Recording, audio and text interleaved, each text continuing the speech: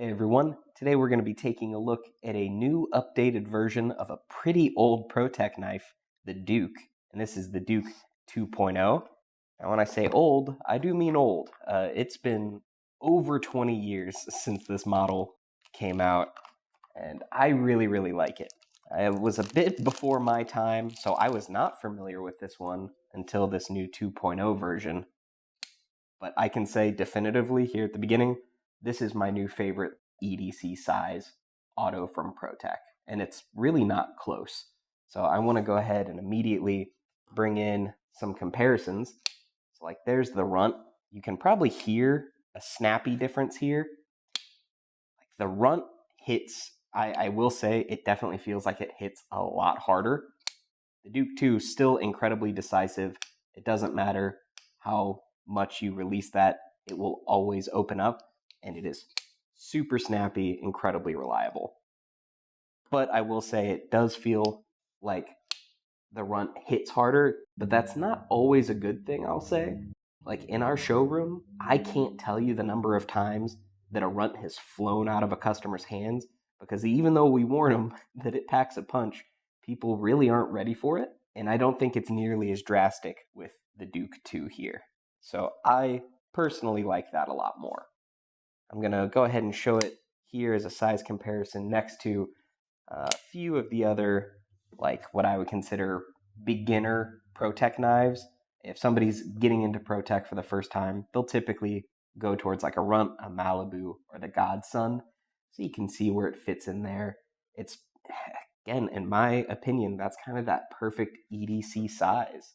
Because if I move these out of the way, for me, I can fit a full 4 fingers on that handle, but if you have bigger hands, that might be like a 3.5 finger grip. But for like an office carry, for a just kind of non-threatening, casual, like you're just opening boxes and whatnot, I think this is incredible for that. And with it being smaller, it's more likely to be legal in more strict areas that have blade length restrictions. So speaking of which, I'll go ahead and bring out a ruler here so that we can check out the length. From tip to end, it's about 6.25 inches, I'd say, with a blade length right at 2 3/4, and that cutting edge goes almost all the way there. We'll say 2 5/8. And flipping it onto the back here, you can see that that blade is made out of CPM-MagnaCut.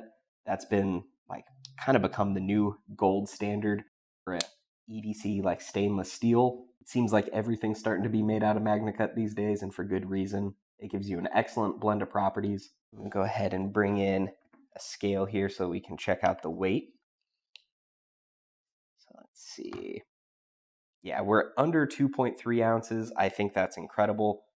I typically tend to like anything that's about 2.5 to 3 ounces myself, so that's perfect. It's even lighter. Like bringing in the Malibu, looking at about 3.2. Bringing in the Runt.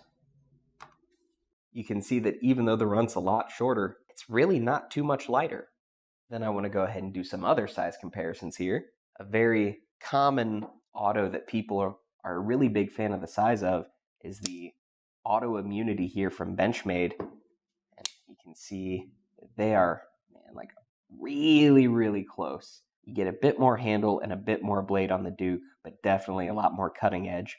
And one thing that I think that the Duke really has going for it over the Auto Immunity here is the fact that it's a lot easier to deploy one-handed, especially for people who have like dexterity problems. That's why autos were kind of made in the first place back in the day. Super easy, just push the button, flies out. Now, the axis lock and the auto axis lock is very strong, extremely reliable, and a lot of people do love it. But at the same time, again, lots of people have come into the showroom, and I've also seen this one fly out of their hands countless times. Not everybody's used to it, especially if you're kind of a beginner into knives. It's not really the most beginner friendly, I will say. So I think that the Duke wins there. And then just giving another size comparison here with another Benchmade with the mini Bugout.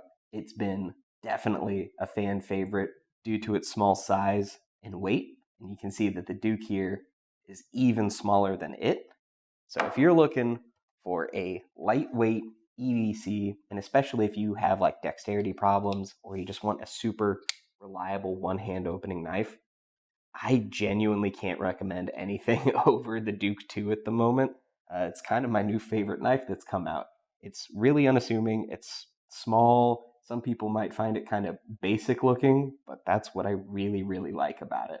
So I would love to know your thoughts and opinions on this one in the comments below. And as always, if you want to read even more about this one or pick up one for yourself, there are links in the description box down below that'll take you on over to gpknives.com. But before you head over, don't forget to like and subscribe, and stay sharp.